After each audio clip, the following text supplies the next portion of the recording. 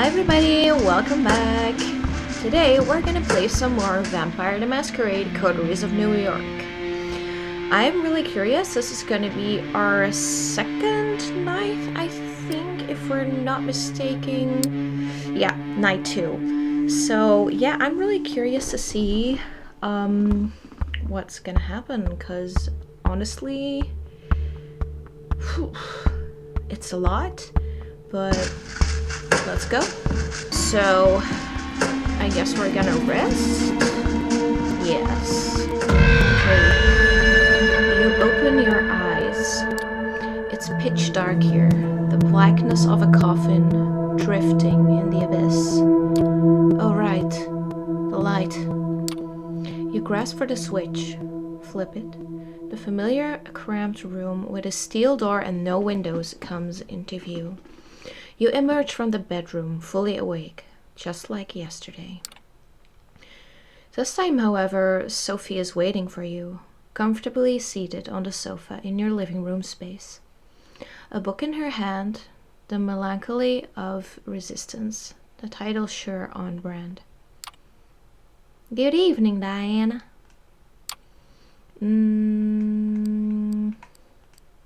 Good evening, Sophie. I hope you rested well. Tonight will be quite eventful, I think.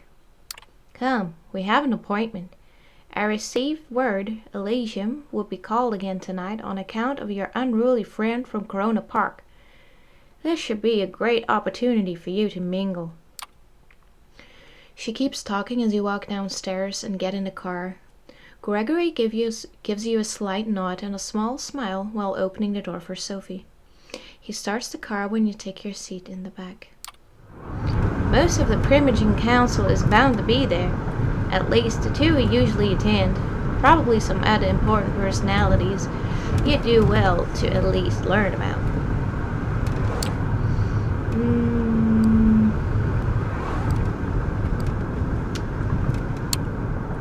You never told me if there's any savoir-vivre kind of rules I should respect when talking to other vampires. Knowing that you're among your superiors is probably the most important. In our society, status comes with age. Pardon my sincerity, but you are insignificant. Not even associating with me can make the fact that you have been kindred for barely a few nights be forgotten. So, know your place. Stay out of your superior's business and show the utmost respect. Thanking the prince for sparing you and maybe having a friendly chat with Kadir publicly might show your gratefulness for being a part of the Camarilla now. I would suggest you make it sincere. And we have this itchy nose again. Also, by the way, I have a new camera. I hope you like it. Let me know down below if this camera, if you think it's better than the other one.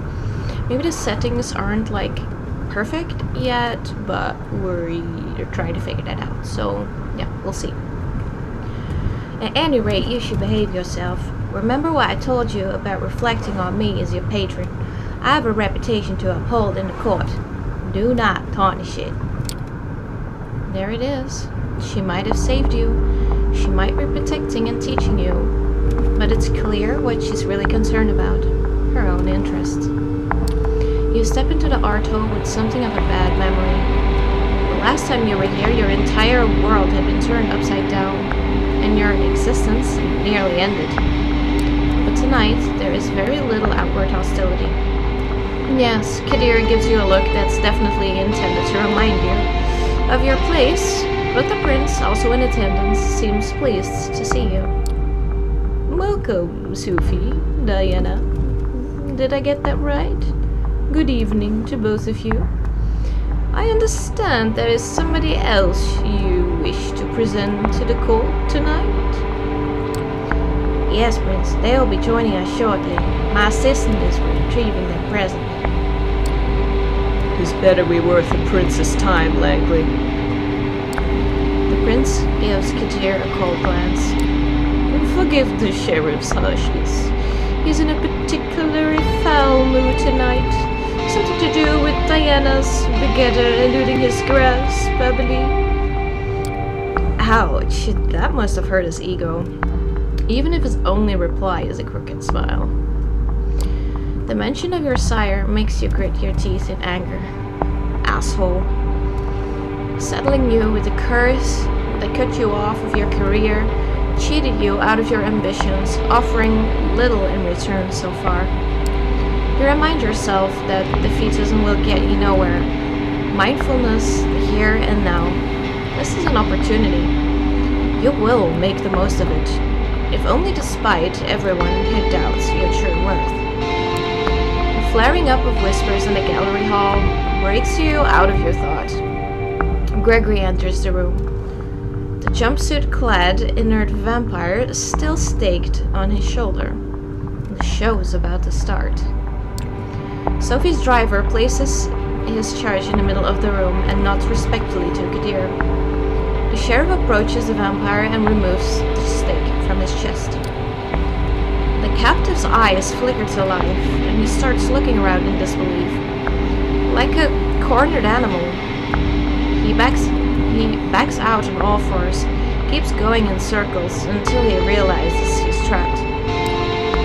Kadir steps on the man's chest and pins him to the floor. Why? Who do we have here? Oh fuck, oh shit, no, come on, don't! Silence. The sheriff takes on an aura of utter dead. He appears as if he is a primal force of nature that's out to get you, and there's absolutely nothing you can do but shrivel in terror. The beast inside you shrieks, and you could swear it happens in unison with the instincts of some of the other guests here tonight. It's unlike anything you've experienced in his company during your turbulent first night as a vampire. He really did go easy on you, all things considered. It seems like it takes all of the hoodlum's willpower to not crawl into a fetal position and start crying. No, please, don't hurt me, man, don't! You and me are going to have a little talk downstairs at the prince's discretion. Please, go ahead, my sheriff. You heard the prince. Get up, let's go. He doesn't wait for confirmation. He just grabs the man and drags him, kicking and screaming, out of the room. Conversations start all around you, some whispered, some quite overt. Sophie looks somewhat bored of the whole affair, her eyes wandering from art piece to art piece, clearly finding nothing to her particular liking.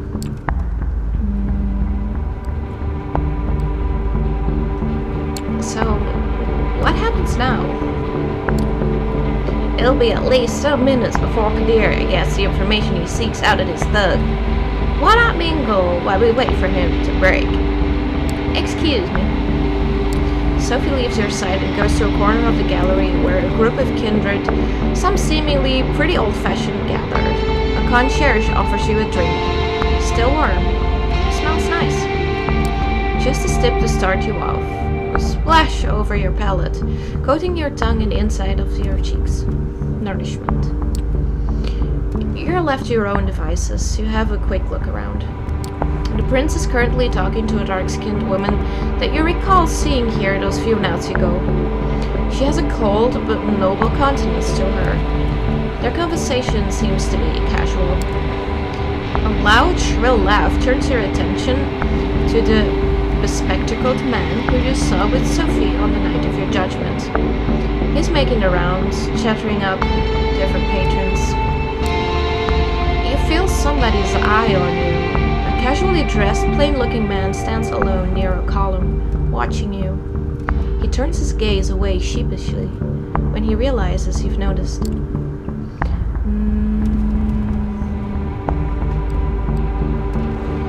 There's something about this guy. It's not that he's staring at you. Most everybody in this room has at one point or another. It's how he does it.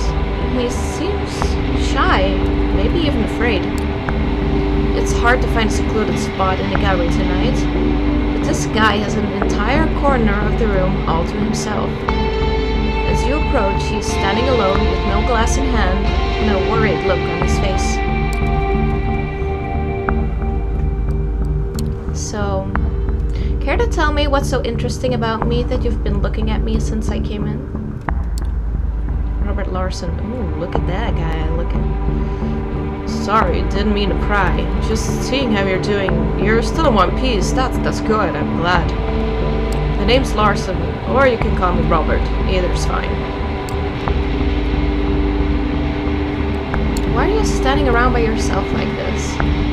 I'm not hugely liked around these parts. I'm surprised you wanted to talk to me. Then again, you're new, so you probably don't know. I'm one of the Princess Panhardt's Primogen. I'm here on business in case the prince requires my insight. Usually it's so she can hear me out before ignoring me. Not sure if you were paying attention the other night, but when the prince mentioned diverging opinions on whether you should be executed or not, that was me.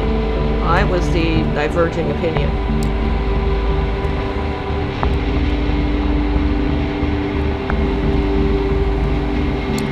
Not that I'm ungrateful, but out of curiosity, what was your reasoning? My reasoning is just common sense, that she shouldn't be blamed for being assaulted and essentially murdered to boot. But as Kadir loves to say, the traditions are clear. Listen, I don't want to be rude and I appreciate you reaching out, but word of advice, stay away from me. Many vampires in this sect regard my position as a primogen to be some kind of a joke, you know? You talk to me, they'll notice, and they'll hold it against you. You have a quick look behind you and see that a few of the kindred keep shooting you curious glances. One woman in particular, a redhead boasting a fanciful hairstyle, watches you disapprovingly. Some of them already do, I imagine. Excuse me. I need to try to get a word in with a few Primogen members before Kadir returns. Enjoy your night. With just the critical looks of a few kindred to keep you company, you start thinking about who to pursue next. You notice Sophie mingling with other kindred, clearly in her element and not to be disturbed. Kadir hasn't come back yet, so you can probably still find time for at least one conversation. I'm not gonna try talking to the prince, though. I'm gonna chat up with the man with the glasses. The man notices your attention, but it takes a few minutes before he pauses his mingling for long enough to actually approach him. He looks at you quizzically. I have no clue what that word means. Thomas Arturo. Ooh. Thomas Arturo. Is that your name? I assumed you'd like to know. I know you. My name only, of course. Diana? Embraced just a few nights ago? Well. How's Undeath treating you? You know, I think I'm beginning to like it. Do? Already? Fast learner, are you? Good. Good attitude to have. It'll take you places. He takes a moment to clean his glasses, completely ignoring you until he's done and puts them back on. I'm sorry, got a bit distracted. You know, most of us don't wear these, right? I can see fine without them, but it's a statement. The damn things keep catching specks of dust and other assorted shit, though. Never stay clean for long. Sometimes I think they're more trouble than they're worth, wouldn't you say? They look good on you, really. You better do. Alright, that was a nice chat, but I have to chat up with a few other fellows tonight. Talk to you later. Jeannie? Hey, Jeannie! He doesn't even give you a chance to say goodbye. He's already off, grabbing 2 glasses of a concierge tray and handing one to a mustachioed man nearby. A loud exchange near the staircase grabs everybody's attention. Kadir is back, and a hoodlum is with him. The sheriff pushes his unfortunate victim inside the room. The vampire that threatened you last night is a mess. That stupid hat is still inexplicably on his head, covering some of his ruined face in welcome shadow. He's barely conscious. His shin is broken. You think something protruding there, making a pant-like bulge. One arm seems twisted at a strange angle. Very little blood, surprisingly, but clearly a whole lot of hurt. Well, Kadir, did our guests cooperate? Tell the prince your name. It's Howard. And who do you run with, Howard? The Midnighters. An Anarch coterie, my prince. Active for some time now, though from what this one told me the name is about the one legacy the group has kept over the years. I see. Hey, Prince, I didn't mean it. I didn't know. I didn't. A loud crack makes some of the guests audibly gasp as Kadir's slap dislocates a man's jaw. A spray of blood creates something like an abstract art piece on the floor. This one is guilty for threatening a member of the Camarilla and claiming a domain without the prince's approval. That alone would be enough to pass swift judgment. But he is also Anarch scum. My prince. There can be only one verdict. Final death. To your duty, Sheriff. Unless, of course, somebody would like to play at being a good Samaritan, like our dear Miss Langley a few nights ago. The look on the prince serves you and Sophie a cruel jest. Sophie takes it gracefully, smiling and slipping her arm under yours in a strange public show of attention. Nobody says anything. The vampire named Howard jumps to his feet and makes for the window.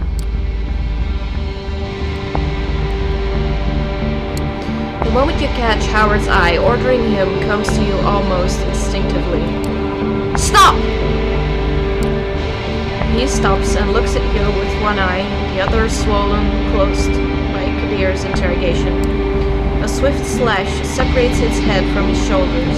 The body slumps to the ground and starts decomposing in front of your eyes. The sheriff, sword in hand, gives you a nasty smile from behind where Howard used to stand. Well, Diana, your eagerness is laudable if unnecessary. That Howard fellow couldn't have hoped to escape his fate, not facing Kadir's expertise. However, I've made note of the show of loyalty on both you and your patron's accounts. I would like to thank Miss Langley for bringing this Anarch thug to my and Kadir's attention. I assume I have found the verdict satisfactory.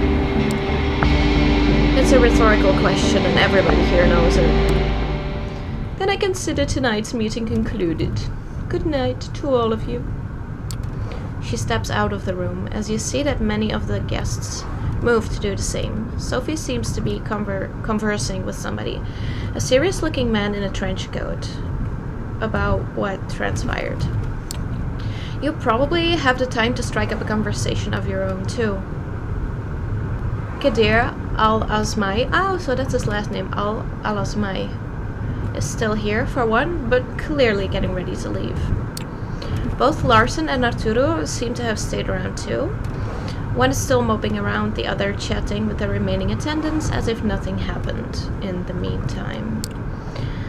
I want to talk to Kadir. Sheriff's mood seems to have improved, so you decide you won't get a better shot at saying your piece. He is just sheathing his sword as you approach him. He notices you just before his face turns from a melancholic frown back into his regular predatory smirk. You seem to have caught him in a moment of reflection. What is it, Diana?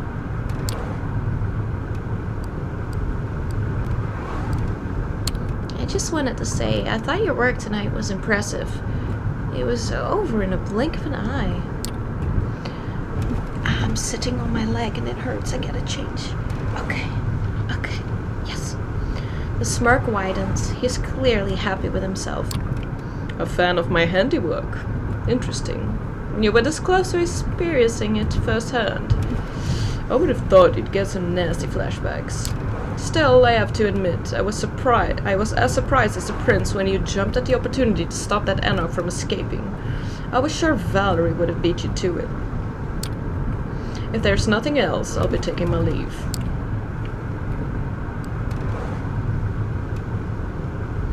Tell me, do you enjoy this? Being a sheriff for Prince Panhard? Enjoyment has nothing to do with this. It's my duty. When Camarilla asked me to fill the shoes of the sheriff and root out our enemies, I was glad to serve the sect. When Helene became prince and asked that I keep doing this, I agreed, because I believe the Camarilla and I respect the fact that the needs of many outweigh the needs of the few. He picks up the sword and turns towards the stairs. If more kindred understood that, my job would be much duller, though. On that note, I wish you good night. And watch yourself. You've messed up my batting average, so I'll be sure to keep a close eye on you. With that final threat, he leaves the gallery. It's right about when Sophia also ends her conversation and walks over to you. Interesting evening, was it? Come on, Gregory's waiting downstairs. She seems preoccupied with something and not in a talkative mood. It's an awkward ride back to the city. This time you arrive at another building, just 2 streets across from your apartment. She brings you upstairs, through a very nice lobby and a luxurious-looking hall, into her domain. Please, have a seat. I shall be right with you.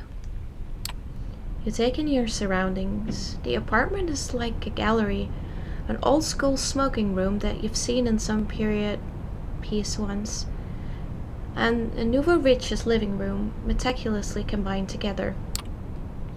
Apologies. Old habits die hard. Clearly some stick with you even after your death. She drags on her cigarette and breathes out. Breathes? How is she doing that? Can you do that? Oh, yeah. You might not know. It takes some practice, but you can keep smoking if you'd like. Other things too. Experiment. You might surprise yourself. But I did not bring you here to show off. This is where I rest these nights. That door in the back? The bedroom. Similar to yours, I have servants and bodyguards in addition, of course. I brought you here because I need you to trust me. When I told you before that I needed your best behavior to uphold my good standing with the court, I meant it. But that's not the whole story. I have your interest in mind too. That's why I've given you your own haven.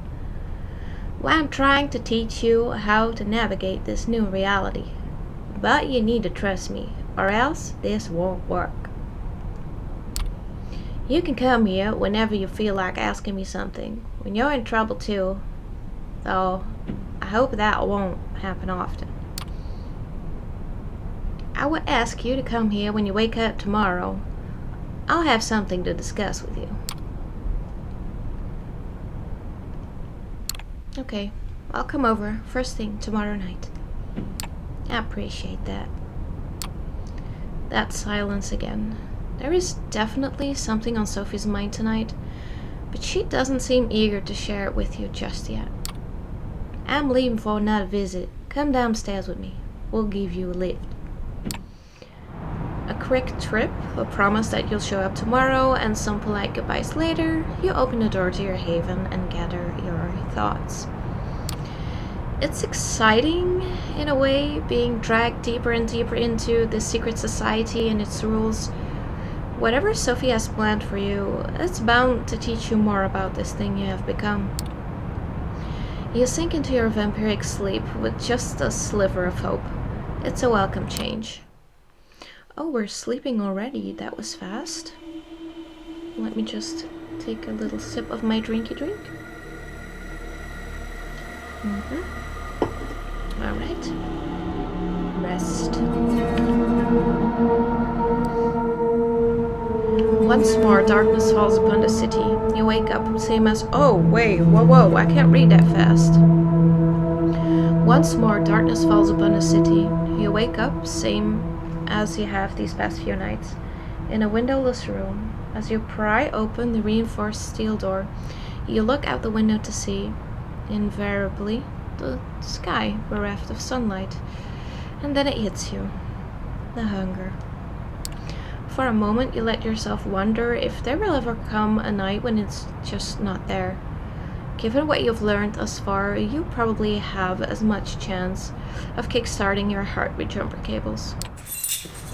You lock the door behind you and head over to Sophie's apartment. You did promise to call on her. Might as well not keep the lady waiting. And hey, what else are you gonna do?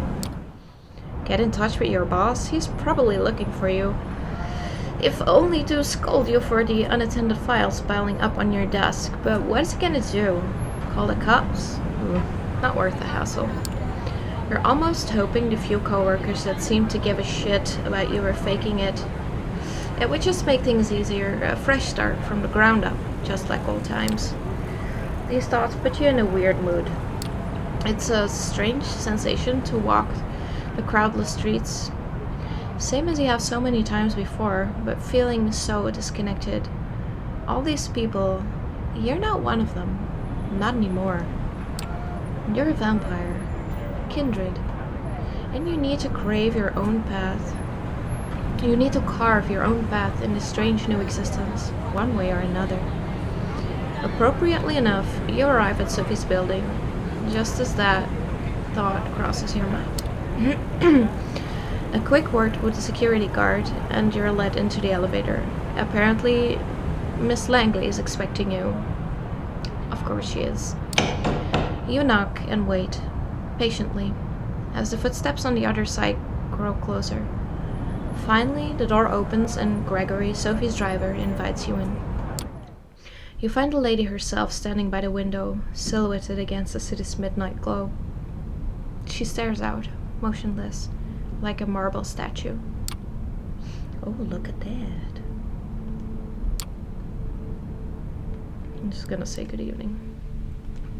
Good evening, Sophie. She doesn't react immediately, but seems to snap out of some meditative state and looks at you with strangely bleary eyes.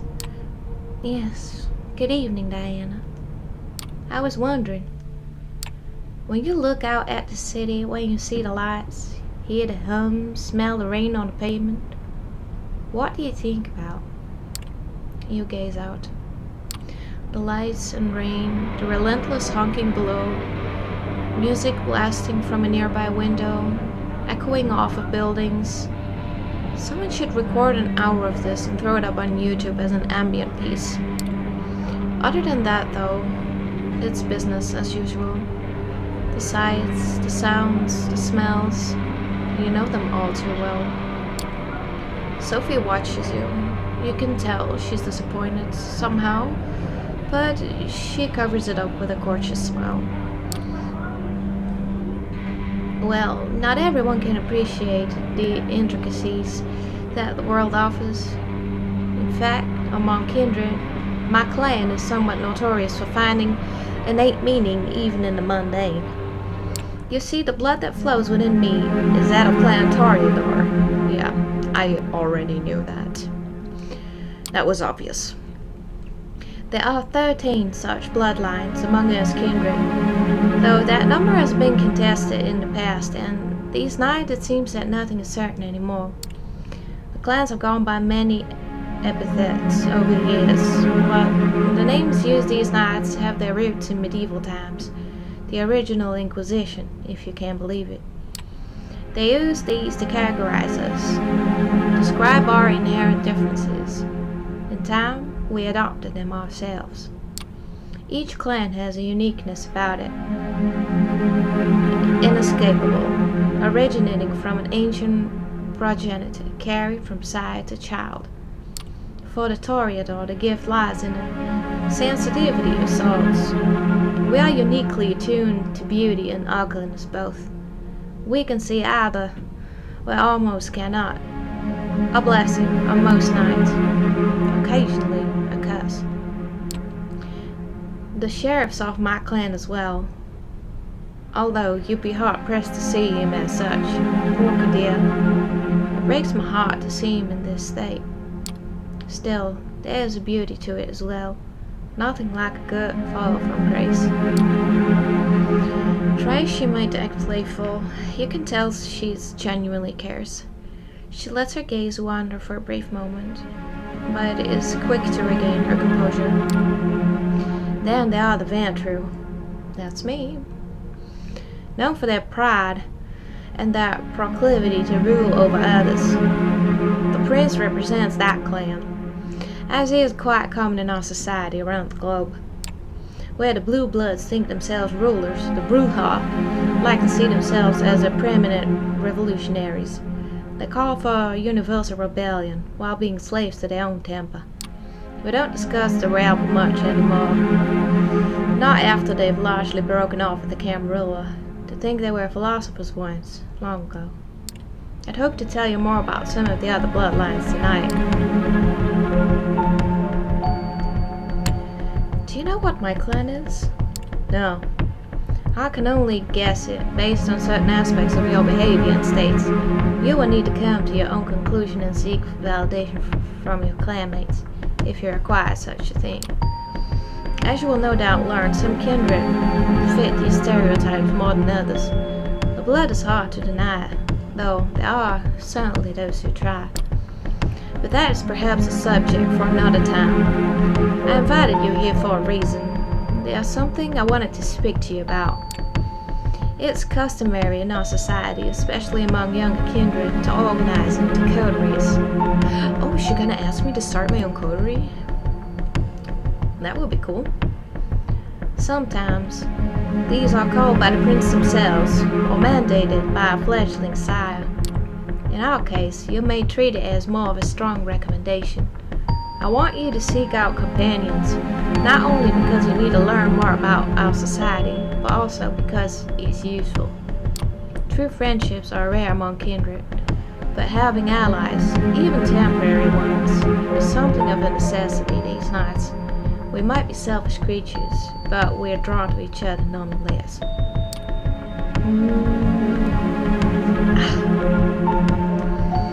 Any suggestions on where I should start looking? I was just about to get to that. She puts on a mysterious smile. I spent some of my precious time last night asking around, pondering potential kindred for you to meet. Came up with a short list of contacts. I hope you'll appreciate the gesture. Forging a partnership with them might offer perspectives and viewpoints that I cannot provide, lenses through which a view are kind. They are all members of the Camarilla, of course. More or less.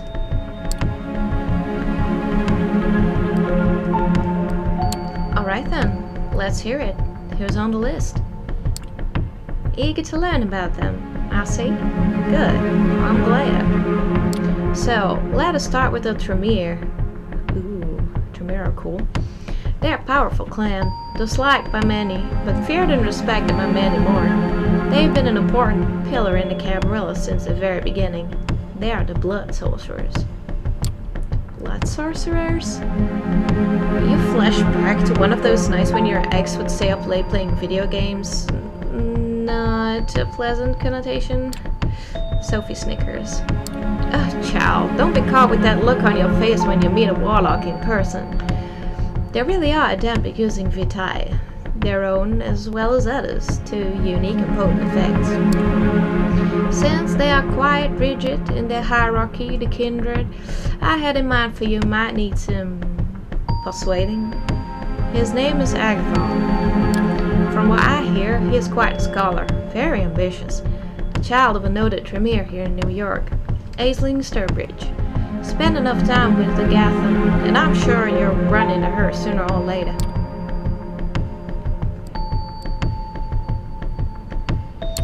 So, by getting to know this Agathon, I can get closer to someone higher up the ladder? Yeah. No, not immediately, I would imagine. Aisling finds herself in a somewhat precarious position, both in the city and her clan. Every move she makes is heavily scrutinized, thus she has learned to tread lightly. Anyway, if you wish to contact the young Tremere, I hear you can usually find him in the New Age bookstore out on Broadway. The Tremere have one of their workshops there. Gregory will give you the details. Now, this next recommendation comes with a bit of a caveat. As you recall me saying, most bloodlines have unique features. Oh, this one's gonna be Masquerade, right? They might not be obvious at first glance. Well, there is one clan whose members wear their curse on their sleeve. Yes. The Nosferatu. The way she said it, you're pretty sure it should mean something to you. Other than sounding foreign, it doesn't ring any bells. No wonder why they make the heavens and sewers, abandoned buildings and such. Their appearance is hideous and obviously unnatural. Had they walked the streets like other kindred, the kind would have learned of our existence long ago. Did she just shudder? It's hard to tell with her usual complexion, but you could swear her skin suddenly took on an even more sickly color.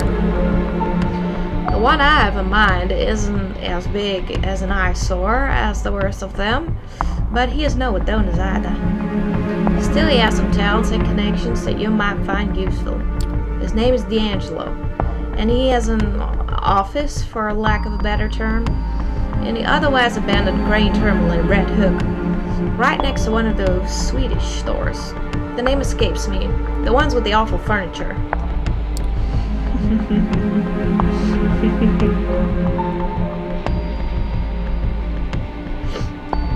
The Swedish furniture store? You mean IKEA? Yeah, that's it. My mind struggles to retain things that are aesthetically displeasing. D'Angelo does odd jobs for Kadir, digging out dirt, locating kindred who prefer to remain hidden, the kind of work the Nosferatu are best at. He's on a case right now. Something to do with kind murders, I think.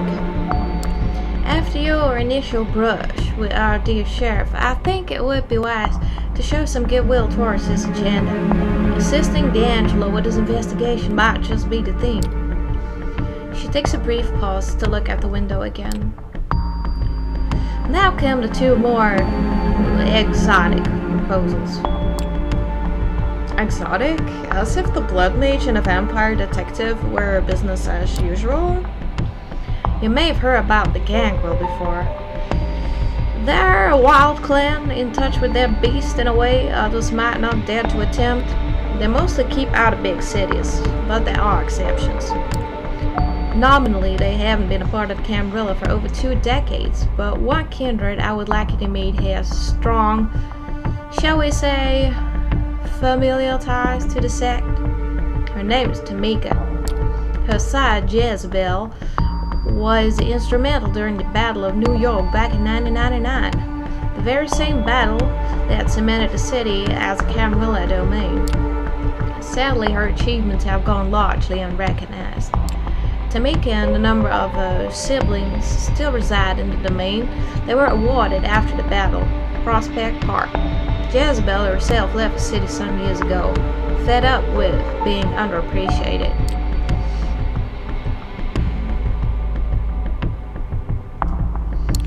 You seem to know a lot about her sire, but is there anything else you can tell me about Tamika? I asked around. Out of all of Jezebel's childhood, Tamika is known to be the most rational and cool-headed, at least for a gangrel.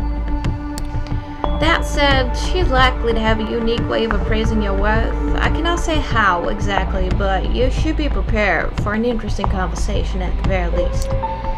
Then again, that could be said of almost every kindred in this city. There's that mysterious smile again. So, you see, seeking out Tamika could prove quite educational, if nothing else. And who knows, perhaps you will find her temperament to be a welcome change of pace. But speaking of change of pace, I have one last suggestion for you, though it's one I don't make lightly. The kindred who calls herself Hope. She's a Malkavian. They are a uniquely cursed clan. For centuries we considered them mad, insane, unhinged. But those of us who spend enough time with them come to understand the truth. It's no sickness, but a unique perception of the world that has them appear to us as unstable, and that perception can prove to be very valuable. Having a Malkavian as your companion might be taxing on the nerves, and a true test of patience at times, but their insight and intuition are unrivaled among kindred. As for Hope specifically, she is said to be a recluse, but I have it on good authority that she can currently be found in an internet cafe. I believe it's called in Lower Manhattan. Gregory has the address.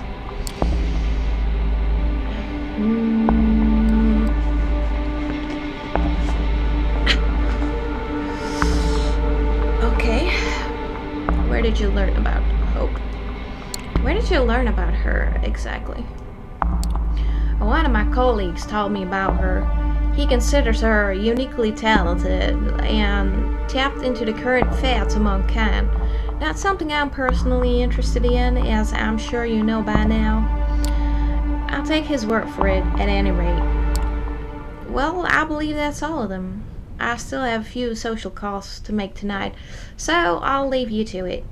Use tonight and tomorrow to arrange some cordial visits of your own.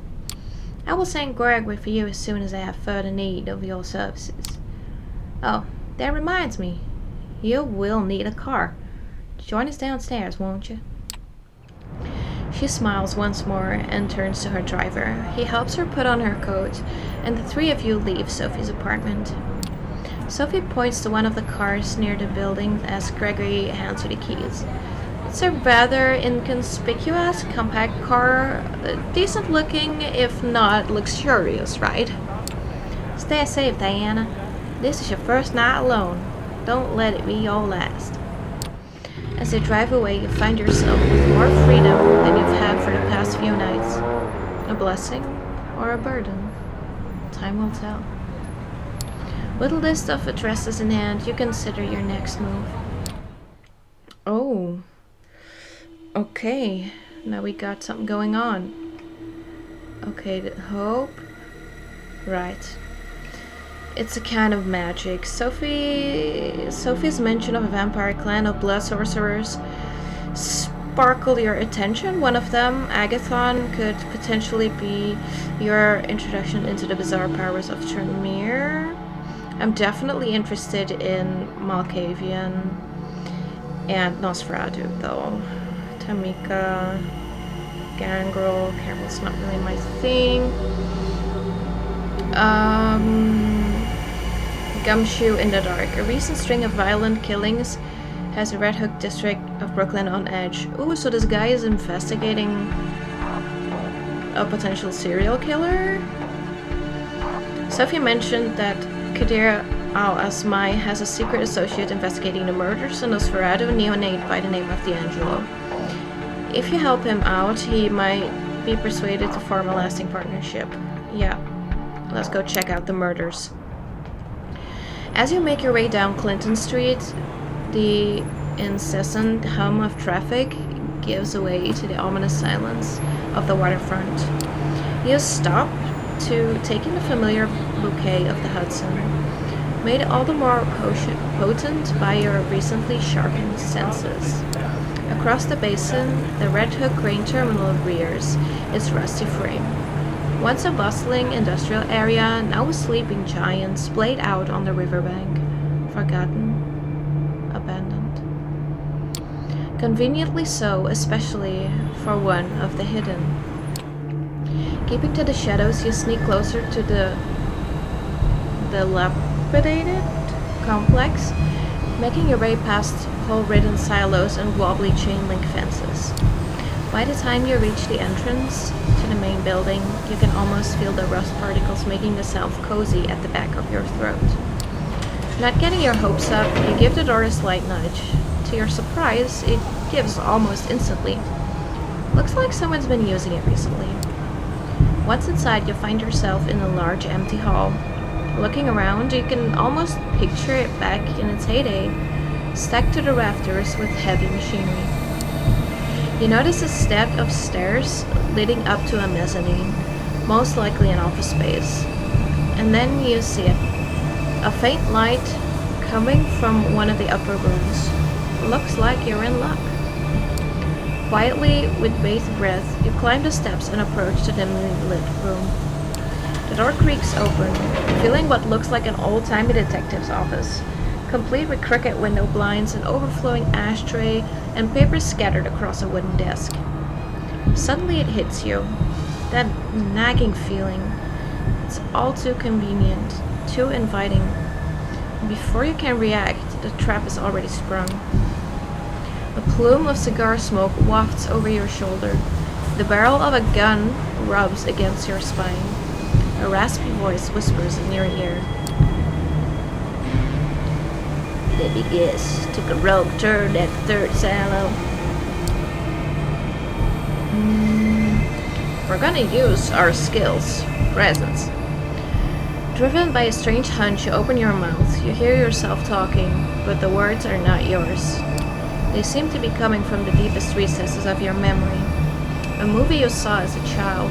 You don't know why, but it seems oddly appropriate. I know what you're thinking. This punk ain't got nothing on me. I'm sitting pretty unloaded cold detective special. 5 in a cylinder, 1 in a chamber, and I only need the one. As corny as it sounds, the stranger seems oddly receptive to your tough guy monologue, so you decide to bump it up a notch. Focusing your will, you boost your aura, filling the room with your presence. Your voice becomes smooth, oozing with charisma. A regular spam spade. You yourself can't help but feel a sense of awe. Hopefully the stranger feels it too. But then there's that nagging feeling. What if there's more to this gal than she lets on? What if she's got me right where she wants me? Maybe I should hear what she has to say. Is that right? Yeah. So how about we drop the tough guy act and talk like adults? You can always shoot me once we're done. For a few tense seconds, the room grows quiet. So quiet, in fact, you could swear you can actually hear the smoke swirling in the air. Finally, the stranger speaks again. You got a point there, kid. In a strange interplay of light and shadow, the stranger reappears behind his desk. Seeing him in his full, for lack of a better word, glory, you can't help but smirk. This is the dreaded Nosferatu. The way Sophie described him, you were expecting some grotesque monstrosity. But this guy, the clothes, the swagger, the hard-boiled detective routine, it all comes across as a bad joke. Still, when it comes to appearance, his lineage is undeniable. From 30 feet away, he could probably pass for a bum with a nasty skin condition. From 5 feet away, he looks like something made to be seen from 30 feet away. He leans back in his chair, casually pointing his gun at you. Well, look at this guy. He really looks like it was some type of detective, but then really ugly. So, what brings you to my humble office? La la la la. You're the one they call D'Angelo? That's my name, kid. Don't wear it out. My friends call me Jed, so you best stick to D'Angelo for the time being. Now I suggest you tell me what this is about. Otherwise, I kindly ask you to get the fuck out of my office. La la. Charming. I can see why Kadir keeps you around. His expression sours. Not a name you wanna casually toss around, kid. But hey, I get it. You're not some random schmuck who wandered in here off the streets, so let's get down to the nitty-gritty. Who I work for is less important. What I'm working on, however. The Red Hook murders. I know. I want to help you catch the killer. His moldy lips twist into a smile. His lips are moldy. Do you now? D'Angelo lowers his shades. For a few seconds, he sits motionless, with his eyes fixed on yours. Suddenly, he raises his gun, almost making you flinch. Almost. Then he twirls it into his shoulder holster in a flashy display that definitely looks like it was practiced a lot in front of a mirror. You see the Nosferatu's lips move, but the quiet mumbling clearly isn't meant for your ears. Listening in, you're able to catch snippets of his monologue. Sure, they seem to care. What's the end game? What was their angle? Everybody's got one. Even if they pretended to like it, they don't. Especially dead. What the hell? Maybe this town finally got me. He pauses, sticks a fresh cigar between his crooked teeth. Maybe a good leap of faith is just what the doctor ordered. As he reaches into his pocket, you flash a lit lighter before his eyes. Or maybe you could use a healthy dose of unhealthy? For a split second, he gives you a puzzled look. Then he leans over to your lighter, puffing on the cig as it catches fire. A wry smile comes back to his lips. I like you, kid. You might look like a used car salesman, but there's something about you. Tell you what, I was just about to head back to the crime scene, take a look around, freshen my notes. You could tag along if you want to. I could use an assistant. Someone to take notes and make wild assumptions for me to shoot down. Who knows, if we're any good, I might consider making this long-term arrangement. La la la la la la. What are we waiting for? Just one more thing. You still got me at disadvantage here. Seems like you're the one doing some digging on me, but with you, I barely scratched the surface. You catch my drift. So answer me this. Who was it that sent you into my neck of the woods? Or, in layman's terms, who do you work for? Sophie Langley. For the first time since you got here, the Nosferatu adopts a look of genuine surprise. His eyes wander for a moment, finally giving way to a crooked smile. So you're the one, huh? The fledgling, the Toreador Dame Spard. Yeah, that will make sense. Don't think she'd appreciate you throwing her name around. Thanks for being upfront, kid. One blink is enough for you to miss D'Angelo's vanishing from his chair. Just when you're about to look around, he reappears right next to you.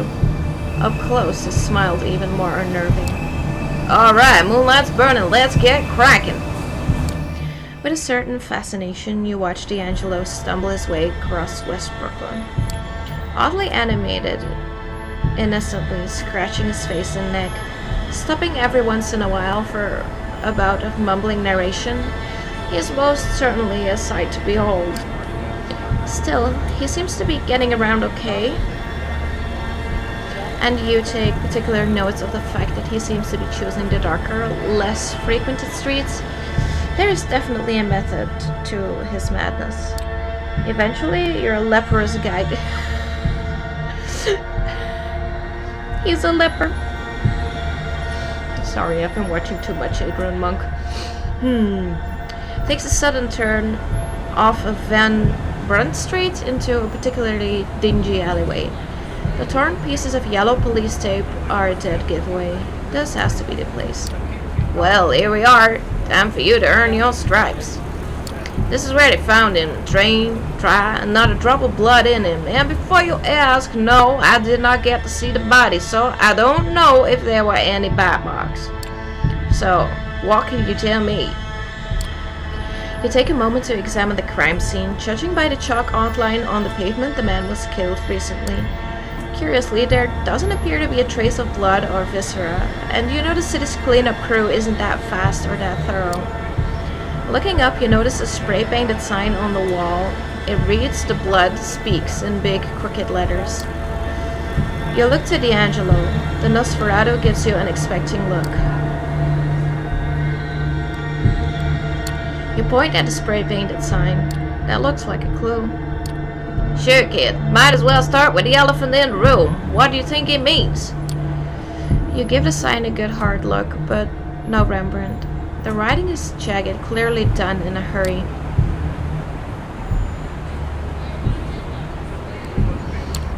Nothing. It's meant to throw us off. Nah, I can see why you think that. But look how crooked the letters are. Barely legible. You can't face something like that. Someone was very nervous, very scared. It definitely meant something to them. And there's the blood, or lack thereof. And given that the murder was committed right here and the victim didn't make a sound, we can therefore conclude that the killer used a sedative. And then what? Pump out the blood without spilling a drop with people nearby? Nah, kid. Only one set of tools can do it this quickly and this quietly. He smiles and taps himself on the fence. Tell me, if you were to guess, which clan would you say your killer belongs to?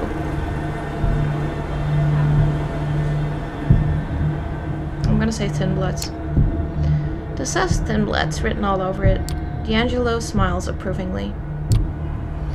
In bright neon letters, a fully fledged kindred would use his powers to lure the victim somewhere out of sight, and he certainly wouldn't stick around for their shitty art project. Yeah, I knew it was gonna be Thin Blood. Only if Thin Blood would do something that stupid because, you know, the Masquerade, you know? He pauses, spits out the mangled remains of a cigar. Shit, looks like we're gonna have to pay Lawson a visit.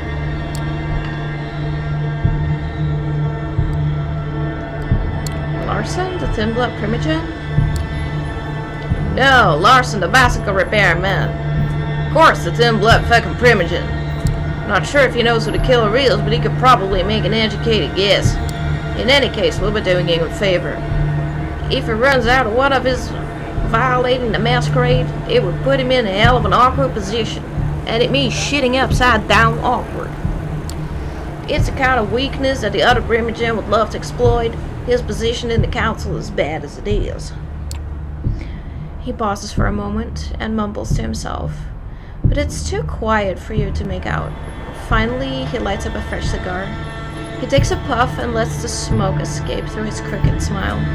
All right, kid, let's get this over with. Compared to the industrial ugliness of Red Hook, Sterling Place is quite a change of scenery. The heavily gentrified and pleasantly dull residential area emanates the sort of peaceful apathy that rich hipsters scoff at and blue-collar workers dream of. All of a sudden, the Nosferatu stops. It almost seems like he was taking a deep breath, steeling himself for things to come. This is the place. With that, he points to a surprisingly nice-looking two-story house. The place is almost completely dark. Almost. You notice a dim light shining through the curtains of an upper-story window. It's probably safe to assume that the head of the family is working late, especially if the head of the family happens to be a vampire. Okay, kid, we gotta be gentle about this. I'm taking velvet gloves, soft cushions, your rag, but Lord, gentle.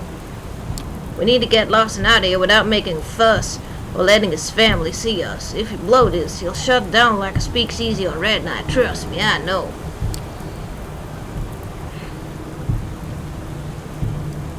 Okay, so what's the plan?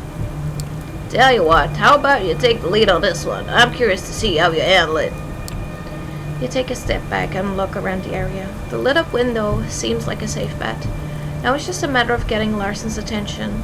His and no one else's. As you're trying to come up with a viable strategy, you're suddenly startled by a loud noise. It takes you a second to identify the sound as a dog's barking. It doesn't take you long to figure out where it came from, as a bearded man leading a Rottweiler on a leash comes into view. Feeding opportunity.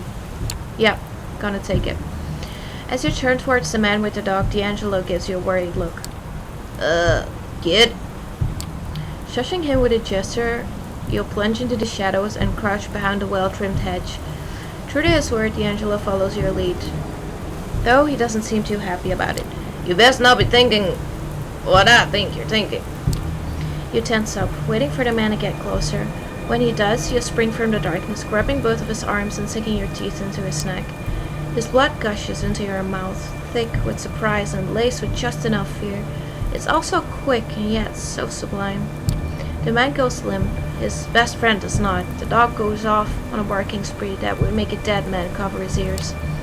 You tear away from your victim, ready to let the beast loose on that hapless canine. D'Angelo, however, is quick to curtail your murderous appetite.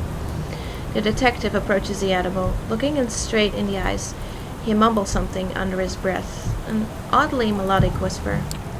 Mesmerized by the chant, the dog grows quiet and lays on his back, allowing D'Angelo to pet its belly. Suddenly you notice lights turning on in some of the houses. D'Angelo gives you an angry look and points to the unconscious man in your arms.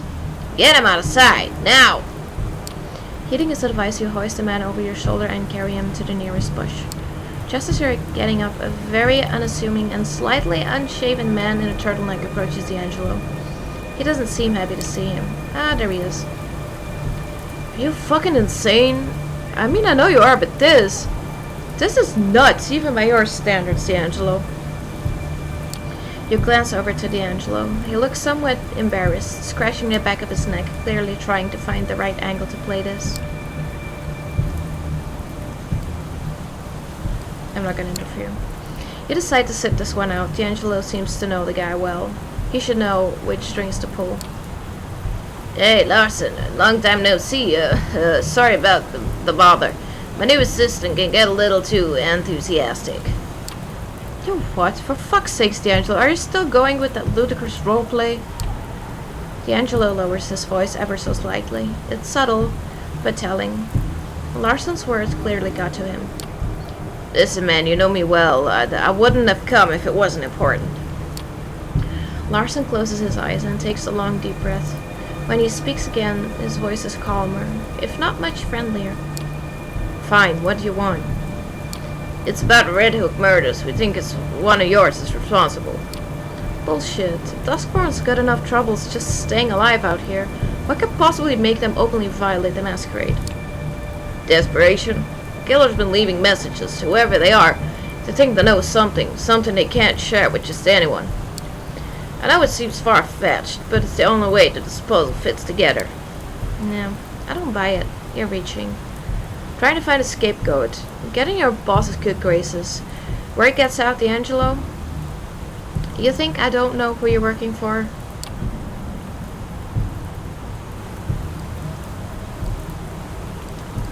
Then help us clear people's name. What have you got to lose? Everything. I've been a thorn in the castle's side for a while now. This is just the excuse they need to get rid of me.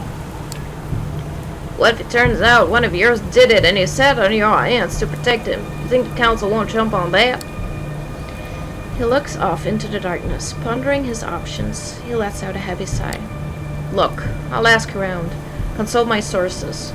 If it turns out one of my own is responsible, they will face justice. In the meantime, keep your deductions to yourself. I have enough trouble as it is. Deal. Good. If you'll excuse me, I have to get back to my family. And with that, Larson retreats to the elusive safety of his home. You decide it's best to move along. You walk a couple blocks in utter silence. Even D'Angelo's mumbling seems to have taken a backseat. Oddly enough, you found his newfound reticence somewhat unnerving. Finally, the Nosferatu stops and turns towards you. Hell of a night. I don't know about you, kid, but I sure could use a drink. Something warm. In a tall, sweaty glass. But first, let me tell you your score. Let's see now. You did make a good first impression. I like someone who can talk themselves out of a tight spot. Talking's cheap. Bullets, not so much. You held your own at the crime scene. Nothing I hadn't figured out by my own, but hey, we can all be professionals. Finally, when the situation called for subtlety, you managed to avoid unwanted attention. Discretion is what separates a private dick from just any old dick. All in all, you did fine. Not fine, but not bad for your first case. Don't let it get to your head. I'll be in touch. Let you know if I hear from Larson. Be ready to meet me at the office. He starts to walk away, but suddenly stops and turns back towards you. And bring a notepad. Every good assistant should have one. Okay. So that was it for this night, I guess. Let's take a rest. Okay, something's going on. You notice something strange by the front door of your haven. A letter's been slipped under the door in a cream-colored old-fashioned envelope. There's no name on it, but you know it's meant for you. Opening the letter, it's clear it's been sent by someone incredibly old-fashioned, rich, or a fan of classic stationery. No normal person sends letters like this. I bet it's our sire. I'm actually pretty sure it's gonna be our sire. The note is short and terse, written in elegant, delicate handwriting. You're cordially invited to a rendezvous at the Cathedral of St. John the Divine. I'll be waiting to make your acquaintance tomorrow night. Look for me closer to God. Maybe not our sire. There's no other information. It looks like you have a mysterious invitation for the following night.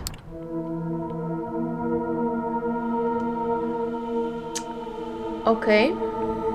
Let's see. What are we gonna do? Oh yeah, this is that you've received an invitation to meet a mysterious someone at the Cathedral of St. John the Divine.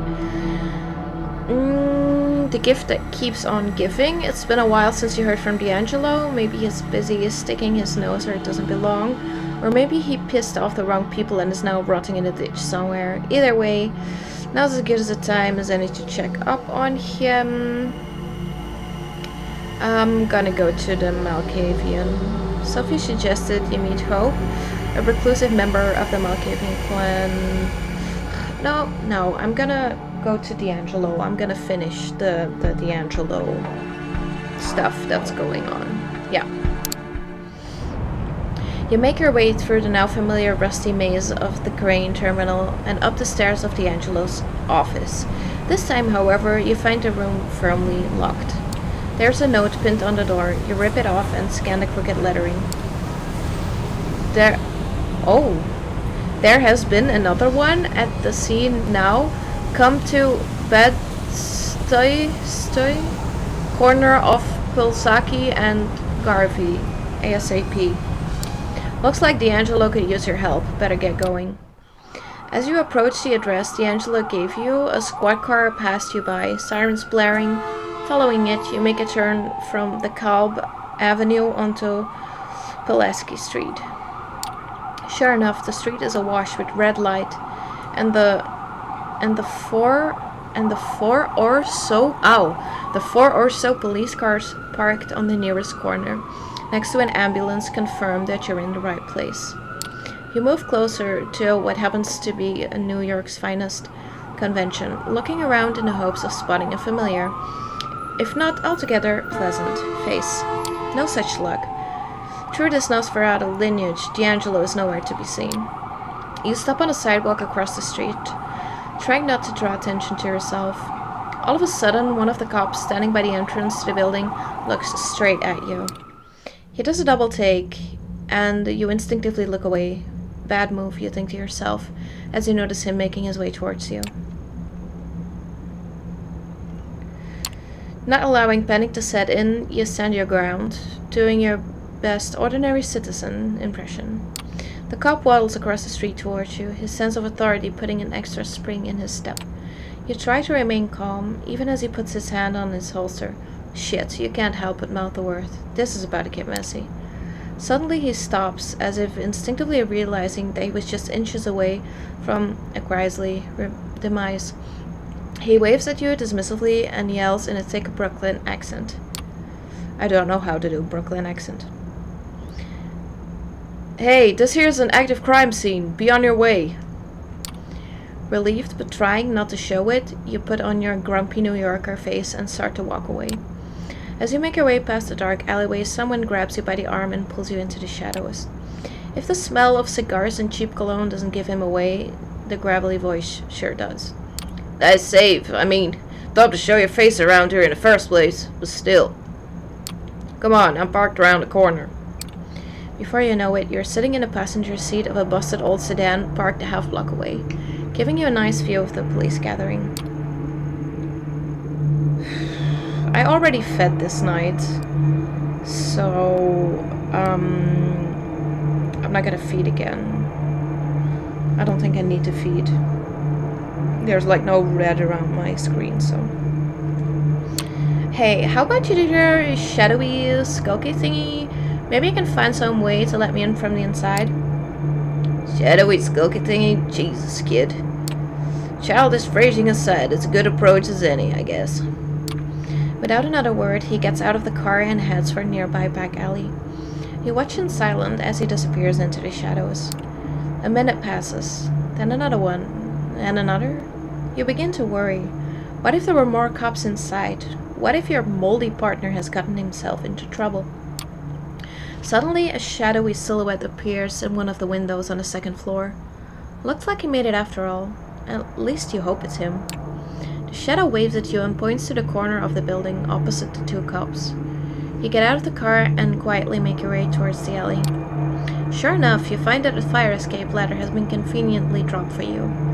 Good work, D, you mumble to yourself as you climb to the second floor. Finding his gift are fate?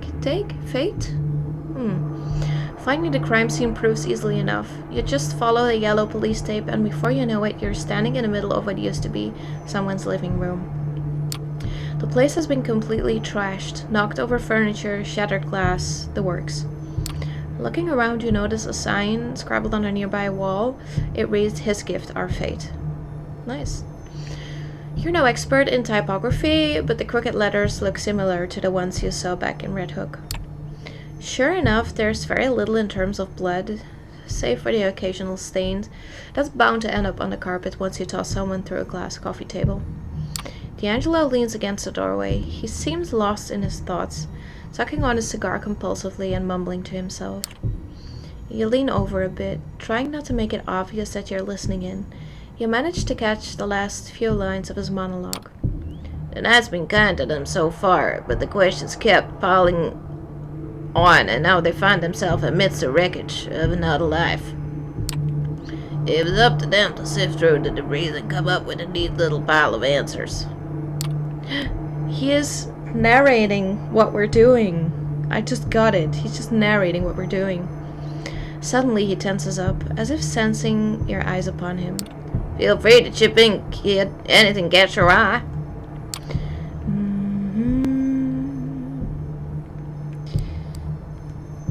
Someone sure did a number on this place. "That they did. Any more to that thought?" The victim was fully conscious. If the killer is kindred, they're not too good at this whole vampire shtick. "Bingo. Not properly fledged vampire would allow himself to be this sloppy. God damn it, I hate where this is going." Why? The template angle seems to check out. It looks like you were right. "Yeah, well, this time I'd rather be wrong, alright? Anyway, it looks like we're not getting any more out of this place. No way around it. We gotta see the body." In for a penny, in for a pound. Might as well be prudent. "My thoughts exactly. The Duskborn have it bad as it is. If I'm gonna accuse one of them of breaching the Masquerade, I want solid evidence, and I mean rock fucking solid. Luckily for us, I might know someone who could get us an audience with our dearly departed." To your surprise, he pulls out a cell phone, a busted old clamshell. He flips it open and spends a good minute browsing through the contacts, muttering to himself. Finally, he makes a call. "Hey, you know what this is? Yeah, the favor you owe me, time to deliver. Listen, I know you got a fresh one. The murder in Bed-Stuy. I need to take a look. Yeah, now. Yeah, you better." With that, he hangs up and gives you his trademark wry smile. So, are we good? "Yeah, we're good. Next up, Kings County." Kings County, the bleeding heart of Brooklyn. It's been as hard as ever, with ambulance after ambulance bringing in sick and wounded New Yorkers to be pumped through the tight arteries of the healthcare system. It's a dangerous place for a kindred to show their face. Incessantly crowded and full of people who specialize in noticing all sorts of physical afflictions, especially the sort that make up their very existence of a vampire. Make up the very essence of a vampire's existence. For instance, death. Thankfully, your business here tonight keeps you away from the hectic human hive of the ER. Instead, you follow D'Angelo to a relatively quiet part of the underground parking lot that's closest to your current point of interest, the Kings County morgue. Having found yourself a convenient and suitably unlit spot near the hospital wall, you wait patiently for D'Angelo's contact to appear. Every now and then, you glance over at the undead gumshoe, as if to make sure his moldy mug isn't showing any signs of worry. It isn't, or at least he's very good at hiding it. Finally, after 30 minutes or so, a lone figure emerges from a side entrance. As a human-shaped shadow walks by, you're quick to recognize him as the EMT you saw back at the murder site. Clearly nervous, the 20-something-year-old redhead can't seem to help but look back and make sure no one is following him. Finally, he stops and lights up a cigarette. Without even looking in your direction, he takes a puff and exclaims, seemingly to no one in particular, "Room 112, you got 20 minutes. D'Angelo speaks without looking at you. That's our clue. You follow the French detective through the same door the EMT walked out of. Luckily, this wing of the hospital seems unusually empty. Still, the confidence of which D'Angelo makes his way through the white and green corridors makes it clear he's been here before. Finally, he stops in front of one of the doors, room 112. That's your stop.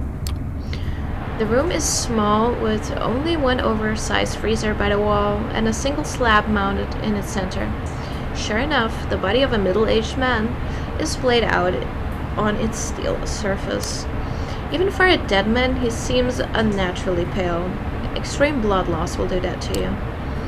Try as you might, you can't help but look at the man's face, his features twisted in abject horror. This was not a peaceful death. Looking closely, you notice 2 small puncture wounds on the victim's neck. If ever there was a clearer sign of a vampire attack, you have yet to see. Looking over at D'Angelo, you notice his lips moving in a familiar fashion. He's narrating again. Before he can utter an intelligible word, you cut in with a remark. Suck dry, just like the last one. Yeah, I'm guessing you noticed the teeth marks as well.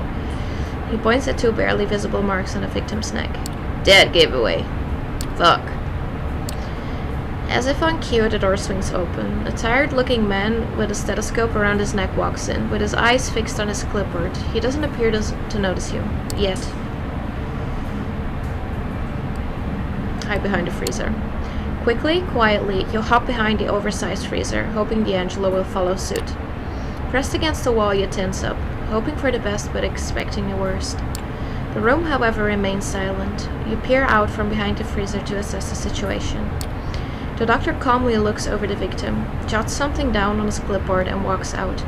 If you could breathe a sigh of relief, you would. So hard. D'Angelo materializes from the shadow, lingering against the wall across from you. He gives you a slight nod. Nice save, kid. My first instinct was to jump him, but hey, whatever works. Now, come on, let's get out of here. Time to pay our dear Primogem another visit. Robert Larson's home looks about the same as last time. No added security, no angry dogs prowling the yard. It appears that the thin-blood Primogem would rather risk another visit from his old pal D'Angelo than to arouse suspicion of his family and neighbors. Which is good, considering that what he's about to get. Sure enough, the light in Larson's study is on, and you even catch a glimpse of the man himself shuffling around the room. You look over to D'Angelo, wondering how you're going to get Larson's attention this time. Without a single word, D'Angelo walks over to a nearby street lamp and leans against it, making sure he's visible to any and all who happen to look. Looks like time for subtlety is over. It only takes a couple of minutes for Larson to take notice. You see him lean against the window and storm out of the room. In mere seconds, he's out in front of D'Angelo's face. Listen to me, you moldy fuck. I just had about enough of your shit. You want to pester me? Fine, but leave my family out of it. For a moment, D'Angelo just stands there, motionless, allowing Larson to get his frustrations out. Suddenly, he grabs the thin blood by the collar, lifts him off of the ground, and smashes his back against the lamppost. D'Angelo, whoa, I did not expect that. Are you finished? Alright. Now listen to me and listen good. You think I'm enjoying this? You think I like to be jerked around? You think I got nothing better to do than hang around this little puppet theater you made of yourself? Now, either you give me a lead I can follow, or I'll start remembering things you'd rather forget. For the first time since you met him, Larson looks speechless, his eyes wide with fear. He can only mutter under his breath, "You wouldn't dare." Try me. Cue awkward silence. You stand there, shifting your eyes from one vampire to the other. Guess it's time to either press the advantage or play the good cop.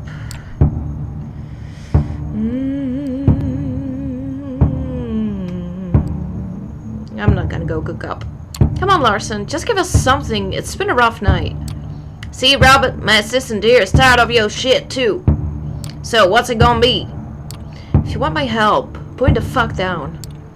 With his feet back on the ground, Larson straightens his collar in a faint attempt at preserving some shred of dignity. There's a place in Manhattan, Lower East Side. One of the few places in the city where my people can find shelter. Yeah, I know it. If you go there right now, you might find what you're looking for.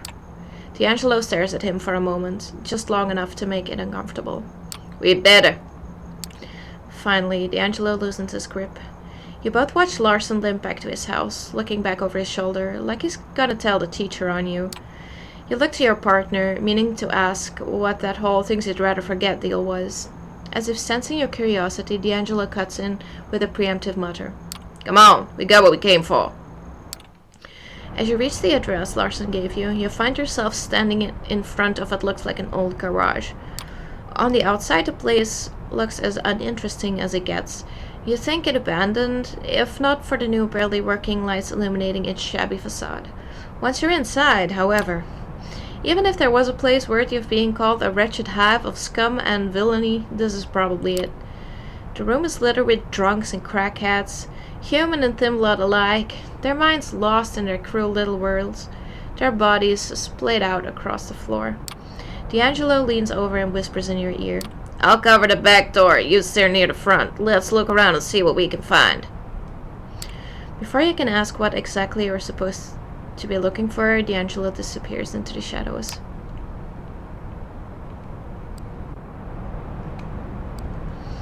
Doing your best to blend in with the crowd, which is fairly difficult considering your upright position, you slowly make your way across the large room. Not really knowing what you're looking for, you focus on the details. A knowing smirk, a hateful stare, anything that looks even the slightest bit suspicious. After a dozen or so empty stares, you're almost ready to give up, when suddenly something catches your eye. A young, skinny woman, hunched in the corner of the room, she gives you a bewildered look. 1,000-yard stare that tells you, beyond a shadow of a doubt, is her.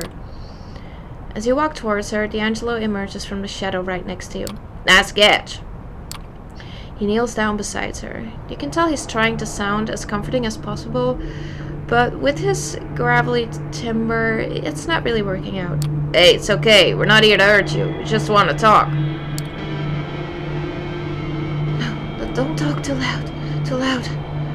She seems halfway out of it. It's like the lights are on, but whoever's inside is stumbling around after one hell of a bender. Kind of mawkish, but it's a thin blood. Alright, the light quiet. Got it. Can you tell me your name? Sana? That's what he called me. Suddenly you hear the door swing open behind you. Even though the night is fairly warm, a cold chill runs down your spine. You look towards the entrance. There's a woman standing there, and something about her just screams kindred. Even though she seems comically overdressed for the situation, somehow you don't feel like cracking a smile. Whoever she is, you can tell she means business. Oh my god, is this like the kindred pimp? She starts making her way to the back of the room, not making any effort to sidestep any of the junkies and drunks. They all know well enough to get out of her way. Acting out of bravery or sheer stupidity, you walk up to her. She looks at you as if you were something she just scraped off her shoe. You smile nervously, without even knowing it.